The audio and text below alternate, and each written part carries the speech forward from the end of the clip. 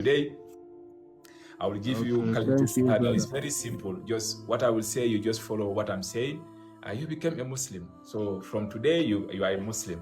So guys, everybody, let's double tap and share the live, guys. Let's double tap. This is second person today, guys.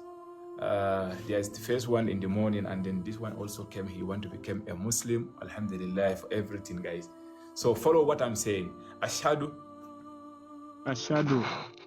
Allah ilaha illallahu wa ashhadu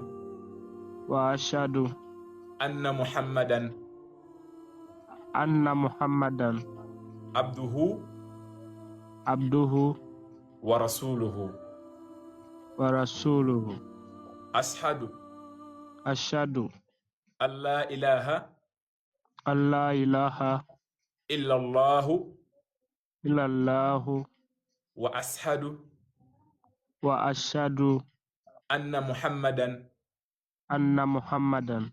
abduhu wa rasuluhu.